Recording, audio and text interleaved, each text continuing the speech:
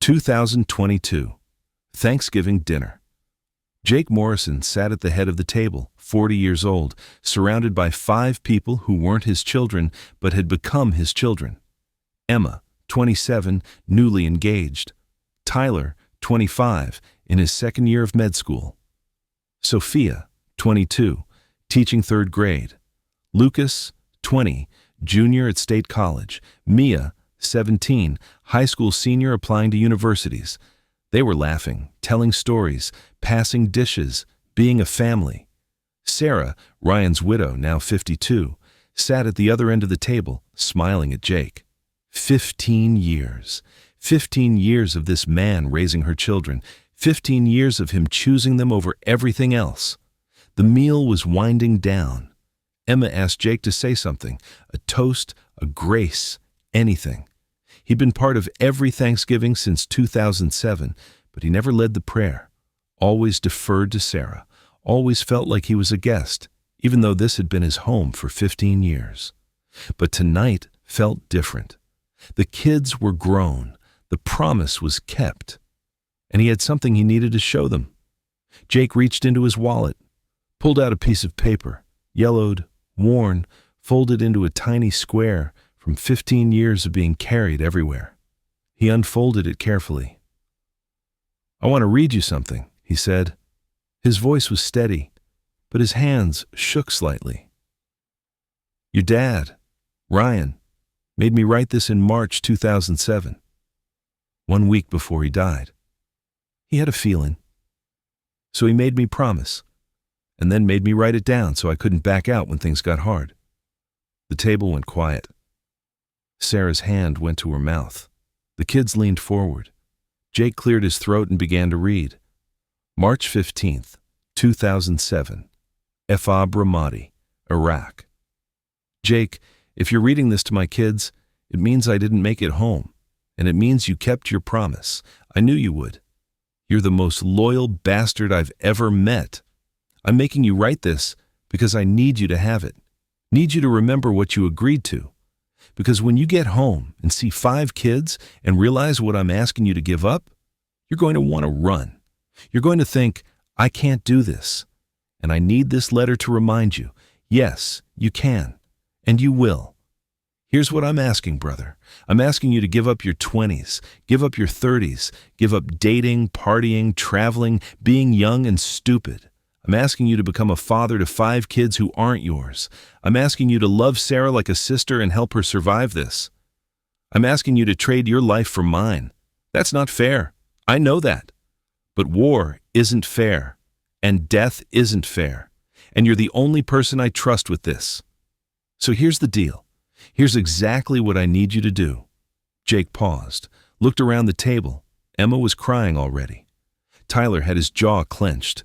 Sofia's hand was gripping Lucas's. Mia was staring at the letter like it was her father speaking from the dead. Because it was.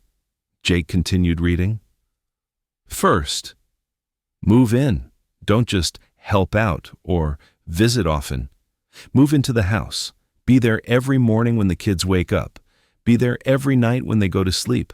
They need consistency. They need someone who doesn't leave.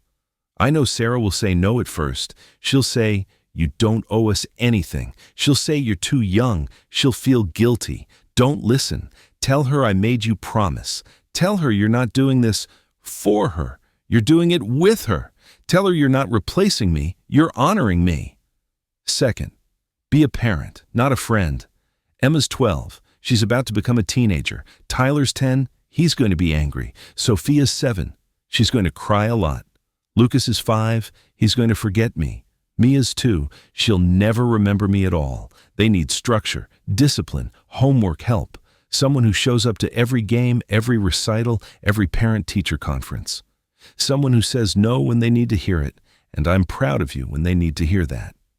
You're going to want to be the fun uncle. Don't be a father.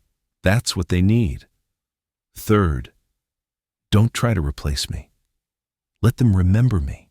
Let them talk about me. Let them grieve. Put my pictures on the walls. Tell them stories about me, the good ones and the stupid ones. Let them know I was real, I was flawed, and I loved them more than anything. But also, let them love you. Let them call you Dad if they want to. Let them need you. Don't hold back because you think you're not their real father. If you're there every day, if you love them, if you raise them, you are their real father. Biology doesn't make you a dad. Showing up does. Jake's voice cracked. He stopped reading for a moment, took a breath. Sarah reached across the table, squeezed his hand. "Keep going," she whispered. He nodded, continued. "Fourth, this is going to cost you everything. Your friends are going to move on, getting married, traveling, building careers. You're going to be stuck at home with 5 kids, changing diapers and helping with algebra homework. You're going to miss parties because Lucas has a soccer game. You're going to skip dates because Sofia needs help with a science project. You're going to spend your Friday nights at high school football games instead of bars. You're going to be lonely, Jake, really lonely, because you're 25, single, and you're going to watch everyone else your age live their lives while you live mine. But here's what I need you to know. It's worth it. Those 5 kids are worth more than any adventure you'll miss, worth more than any relationship you'll sacrifice, worth more than anything you could do with your own life. I'm not saying that to manipulate you. I'm saying it because it's true. Being their father has been the greatest honor of my life. And I'm passing that honor to you." Tyler wiped his eyes. "Dad, you don't have to keep reading." "Yes, I do," Jake said, "because this is the part that kept me going when things got hard. Fifth, there will be moments when you want to quit. When Emma's 16 and screaming that you're not her real dad. When Tyler gets in trouble and you don't know how to handle it. When Sofia's crying because all her friends have dads and hers is dead. When Lucas asks why you're here and not me. When Mia grows up never knowing me at all. Those moments are going to destroy you. You're going to feel like you're failing, like you're not enough, like they deserve better. Don't quit. Stay. Even when it's hard, even when they hate you, even when you hate yourself for not being me. Stay. Because that's what fathers do. They stay, even when it's easier to leave. Sixth, take care of yourself too. I know you. You're going to pour everything into them and forget about yourself. Don't. You can't raise 5 kids if you're broken. Go to therapy. Talk to other vets. Process the war. Process my death. Process the weight of this promise. Let Sarah help you. Let the kids help you. Don't pretend to be superhuman. Show them that it's okay to struggle. Show them that asking for help is strength, not weakness. They need you healthy, not perfect. Healthy. Jake paused again, looked at Sarah. She was crying silently. He'd never shown her this letter, never told her how specific Ryan's instructions had been, never admitted how many times he'd pulled this letter out and read it when he wanted to give up. Sarah mouthed, "Thank you." Jake nodded, kept reading. Seventh, money is going to be tight. Sarah's going to struggle. Military survivor benefits don't go far when you're raising 5 kids. You're going to want to help financially. Do it. But don't make it about money. Make it about family. Don't be a roommate who pays rent. Be a father who provides. There's a difference. Get a job that lets you be present. Don't chase a career that takes you away from them. Your career for the next 20 years is raising my kids. Everything else is secondary. Eighth, you're probably wondering about Sarah, about whether this is weird, about what people will think. Let me be clear. You are not replacing me as her husband. You are my brother helping my widow raise our kids. Those are different things. People are going to assume. Let them. You know the truth. Sarah knows the truth. The kids will know the truth. That's all that matters. If Sarah ever wants to date again, encourage her. If she ever finds someone who makes her happy, be happy for her. Your loyalty is to the kids and to honoring my memory. Not to keeping Sarah alone forever. Sarah, if you're hearing this, I loved you more than life. But I don't expect you to be alone forever. Find happiness. Just make sure whoever he is treats my kids right. And make sure Jake approves of him. His judgment is better than yours. Love you. Sarah laughed through tears. He's right. Your judgment is better than mine." The kids laughed too. Even crying, they could hear their father's voice, the humor, the love, the bossy confidence that he knew what was best. Jake smiled, kept reading.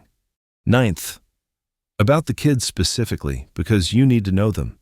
Emma's the oldest. She's going to try to be the mom. Don't let her. Let her be a kid. She'll resent you for a while because she's old enough to remember me clearly. Be patient. She'll come around. Tyler's the angry one. He's 10, and he doesn't know how to process emotions yet. He's going to act out. He's going to test you. Don't give up on him. He needs you more than any of them, even if he won't admit it. Sofia's my sensitive one. She feels everything. She's going to cry a lot. Let her. Hold her. Tell her it's okay to be sad. She'll be okay. She just needs to know someone's there. Lucas is 5. He's going to forget me, Jake. I know that breaks your heart because it breaks mine. But it's okay. Let him forget me if that's what happens. Just make sure he grows up knowing he was loved. By me, by you, by everyone. Mia's too. She won't remember me at all. She's going to grow up thinking you're her dad. In every way that matters, you will be. Don't feel guilty about that. I'm giving her to you. Raise her well. 10th, the final thing, and this is the most important. Don't waste this, Jake. I'm dying at 32. I'm losing my wife, my kids, my future, everything I wanted to see. Emma's graduation, Tyler's wedding, Sofia's first teaching job, Lucas becoming a man, Mia growing up. I'm going to miss all of it. You're getting to see it instead. You're getting my life. So live it well. Don't spend it wishing you were somewhere else. Don't spend it resenting me for asking this. Don't spend it half committed. Love those kids with everything you have. Show up for every moment. Be present. Be grateful. Because I would give anything to trade places with you. You're getting what I can't have. The privilege of watching them grow up, of being their father, of being there. Don't take that for granted. Jake's voice was barely above a whisper now. The last lines were smudged from tears, from years of handling, from being read 100 times in moments when he needed to remember why he was doing this. Jake, brother, I'm asking you to give up your life for mine. I'm asking you to trade 15, maybe 20 years of freedom for the responsibility of raising my kids. That's an unfair ask, but you're the only one I can ask. You're the only one I trust. Thank you for saying yes, for being there when I can't be, for being the man I always knew you were. You're a better man than me. You're going to be a better father than I ever got the chance to be, and those kids are lucky to have you. Don't let them forget me, but don't let them think you're less than me. You're not my replacement. You're my brother, and you're their father. Both things are true. I love you, Jake. See you on the other side. Save me a beer. Your brother, Ryan Torres. March 15th, 2007. Jake folded the letter, put it back in his wallet, where it had been for 15 years, where it would stay until the day he died. The table was silent. All 5 kids were crying. Sarah was crying. Jake was crying. Finally, Emma spoke. Jake, Dad, you've had that letter for 15 years? Every day. And you read it? Whenever I needed to remember why I was doing this. When Tyler got suspended in 8th grade and I didn't know how to handle it. When Sofia was bullied and I felt helpless. When Lucas asked why I was here and not his real dad. When Mia called me dad for the first time and I felt guilty. I'd pull out that letter and read it. And remember that Ryan asked me to do this and trusted me to do it. Tyler shook his head. Dad, you gave up everything for us. You were 25. You should have been living your life. I did live my life. This was my life. You 5 were my life. But you never got married, never had your own kids, never... Tyler, you are my kids, all of you. Maybe not biologically, but in every way that matters. Ryan gave me that. He gave me you 5. And that's been more than enough. Mia, the youngest, 17, the only one who'd never known Ryan, spoke up. Jake, do you ever resent us for taking your 20s and 30s? Jake looked at her. The baby who'd been 2 years old when he moved in, who'd grown up calling him Dad because she'd never known anyone else, who'd never felt the absence of Ryan because Jake had always been there. Mia, I'm going to tell you something I've never told anyone, including your mom. Everyone leaned in. The day Ryan died, I wanted to die too. We'd been through 3 tours together. He'd saved my life in Fallujah. I had survivor's guilt so bad I couldn't function. I came home from Iraq broken, PTSD, depression, the whole thing, and I didn't want to be alive. Sarah's hand went to her mouth. She hadn't known this. Then I came to Ryan's funeral. Saw you 5 kids, saw Sarah drowning, and I remembered the promise. And I realized Ryan gave me a reason to live. He gave me a purpose, a mission, something bigger than my own pain. You 5 saved my life as much as I saved yours, maybe more. Because without you, I don't know if I'd be here. But because of you, I had to get up every morning, had to be present, had to function. You gave me a reason. So no, Mia, I don't resent you. I'm grateful. You 5 are the reason I'm still alive. The silence that followed was heavy. Beautiful. The kind of silence that holds everything that doesn't need to be said. Finally, Lucas spoke. Dad, I need to tell you something. What's up, buddy? I do remember my real dad. Not a lot, but I remember him. And I spent my whole childhood feeling guilty that I called you Dad, like I was betraying him. Lucas, but then I turned 18 and Mom showed me pictures, videos, and I realized something. You look like him. You sound like him. You have the same stupid sense of humor. It's like he picked you because you were the closest thing to him. Lucas's voice broke. It's like he knew that if he couldn't be here, you were the next best thing. And he was right. You're not a replacement. You're a continuation. You're him living through you. Jake couldn't speak, couldn't breathe. Emma added, We all felt that, Dad. All of us. You're not our second father or our replacement father. You're just our father, the one who was here, the one who stayed, the one who chose us every single day. And yeah, Tyler said, our biological dad was Ryan. But you're our real dad, because you're the one who raised us. Sofia nodded. The one who showed up to every game, every recital, every graduation. The one who helped with homework and scared away boyfriends and taught us to drive. Mia smiled through tears. The one who sacrificed everything. Not because you had to, because you wanted to. Sarah stood up, walked to Jake's end of the table, put her hand on his shoulder. Ryan knew what he was doing, she said quietly. He knew you'd say yes. Knew you'd stay. Knew you'd be everything these kids needed. And he was right.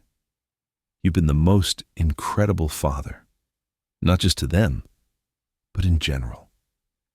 You gave up your entire life and never once complained, never once made us feel like a burden. You just loved us.